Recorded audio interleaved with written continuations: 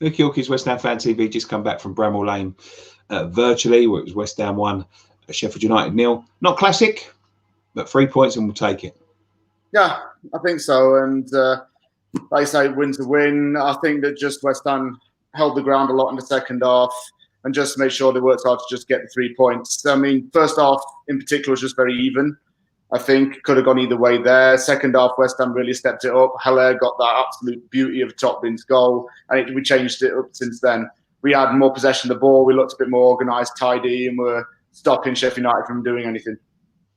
We dominated the game probably until the last 10 minutes when they was inevitably going to push.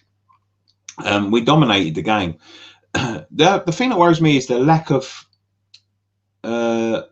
clinicalness. I think that's a word. Up front at times, lack of taking chances. Well, if you're talking about clinicalness, I think it's the fact that we try to pass the ball around too much when we're in the opponent's box. And the one example of that today is Jared Bowen.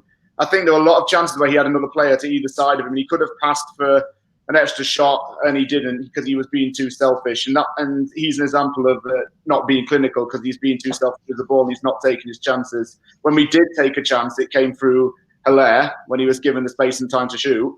But we need to start taking the chances more, actually shooting within the box, because I noticed we passed around too much and trying to make a meal of it. Do you think that we've sort of bypassed Bowen? We're all talking about Ben Rama coming in, and I think today would have been a perfect opportunity for Ben Rama to come in, seeing as Sheffield United don't pose much of a threat going forward.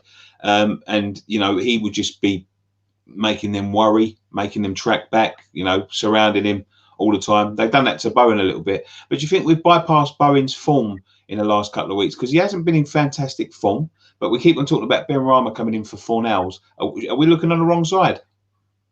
I'll answer that in two ways. The Ben Rama coming in for Fornals thing, that's all to do with how players are in form right now. And I know it's a topic of debate, really, because everyone's saying Ben Rama can come in because he adds pace and he adds a bit more creativity, something which Fornals doesn't necessarily have. But right now, Fornals is playing quite well, and you wouldn't drop him if he's playing really well. Are we focusing on the wrong side? Bowen playing on the left, I would probably say yes to that, because he's the only left-footed player we have that really can play on the right, bar Yarmolenko, who's obviously not in the squad right now because of COVID. But to answer that question overall, Bowen has been a little bit off pace in the last few games. Had the double against Wolves, scored against Leicester. He is doing the runs and he is doing all the good stuff, but it's just the shooting and the clinicalness and the fact that he's not linking with players. He's just taking it on himself too much. Yeah, I do agree, actually. How far can this squad go? We keep on grinding out wins. Last season, we'd have probably lost these games.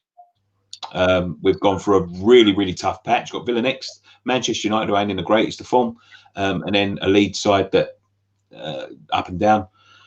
We can get some points out of that. Surely we should be looking at a good season. Yeah, we've got Villa too. Villa next Monday too is going to be a big test because they're a team that have showed they're not mugs.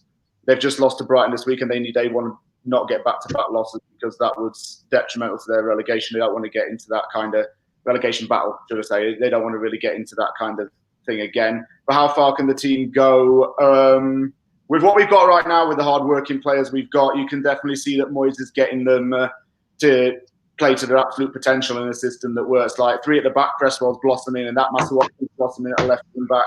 We've got a good midfield, and we've got forwards that link well with the wing. So we've got a good system in place. The squad can go far with Moyes because he's at least making the players work hard for the badge, which is part of his philosophy. It's part of the West Ham working class East End mentality, which he's picked on, and I think it's showing in the players. Can we go far? I would say top 10 finish right now. It seems quite likely. Brilliant. Thank you very much, James. Really appreciate it. Thanks, Nick. Thanks, mate.